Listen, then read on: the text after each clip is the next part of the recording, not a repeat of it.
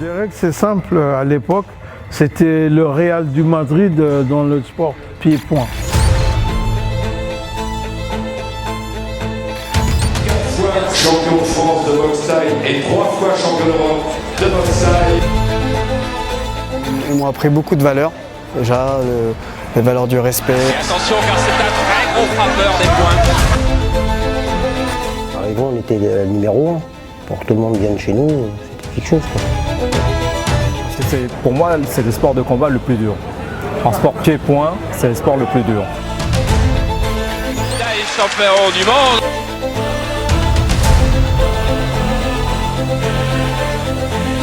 Ne laisse pas marquer des points. Enchaîne derrière, ne cherche pas à attraper, fais gaffe parce qu'ils vont te donner. Une organisation de Sami Kepchi, bien sûr.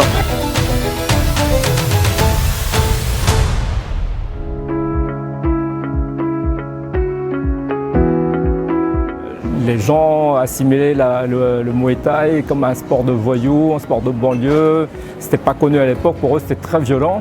Antoine Desjardins, cofondateur du Derek Boxing avec mon frère René Desjardins. L'histoire du Derek Boxing, c'est venu comment? C'est-à-dire, nous étant combattants de boxe thaï à l'époque, compétiteurs, et notre jeunesse, on a grandi à La Courneuve.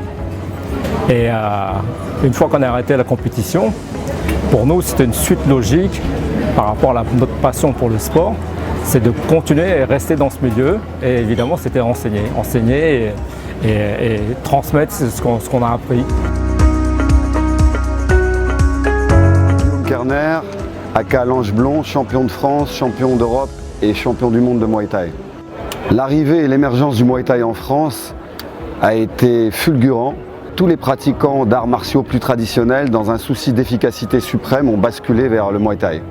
Nous, on a eu la chance de vivre la meilleure époque du Muay Thai, les années 90-2000. Il n'y avait que des grands champions.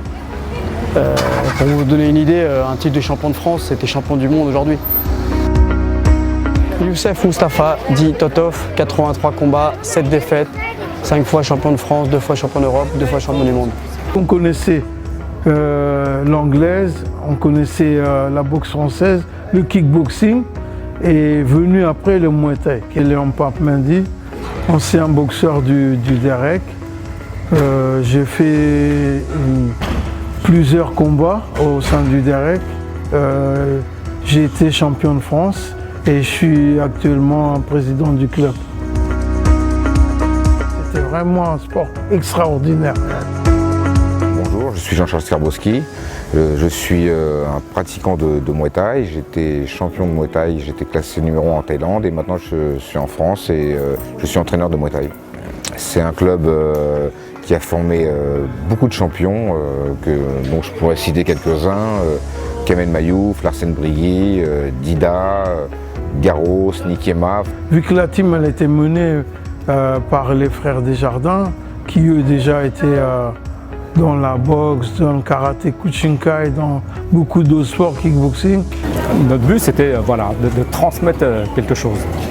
Transmettre la valeur et le respect de soi, parce que comme c'est un sport qui est très dur, on n'était pas encore dans la phase où on avait formé des grands champions. C'est l'histoire d'un club qui s'est illustré dès les premières heures du Muay Thai en produisant les combattants les plus dangereux. C'était mon école fondatrice, quoi. Tous mes débuts, c'est là-bas. C'est eux qui m'ont tout appris. C'était une fabrique de champions, quoi. C'était carrément un vivier. C'était la Ligue 1, pour moi. Ouais. Je m'appelle Joël César, je suis membre du Derek Boxing. J'ai été champion de France, champion d'Europe, champion du monde et vice-champion du monde en kickboxing. C'était une fierté pour moi d'être adopté par ce grand club. Et j'ai eu la chance aussi d'être dirigé par les deux plus grands coachs, Antoine et René Desjardins. Bonjour, moi c'est Dida. Alors je fais partie au Derek Boxing. J'ai fait champion de France avec le Derek. Enfin j'ai fait tout avec le Derek. Tous mes combats.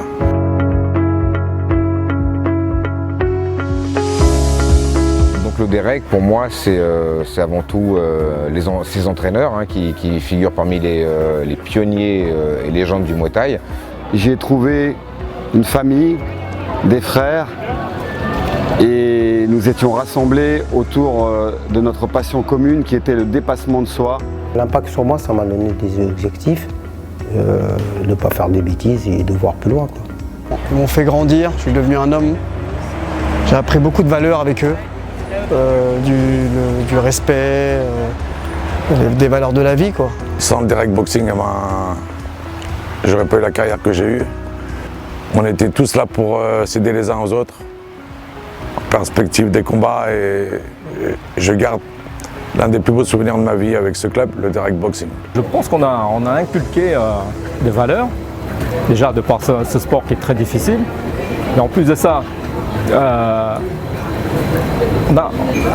on a fait que les gens savaient se respecter.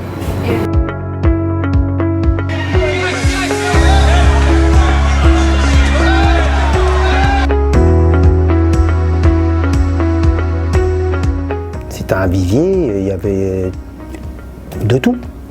De tous les poids, de tous les âges, il y avait de tout, les stylistes, des punchers.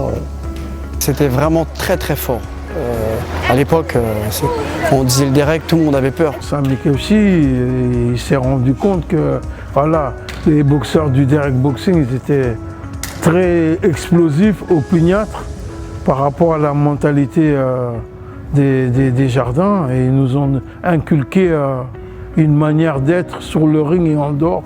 Les meilleurs combattants, ils étaient au direct boxing, les meilleurs combattants européens, ils étaient au direct boxing. Donc il n'y avait plus qu'à venir et essayer de nous rivaliser.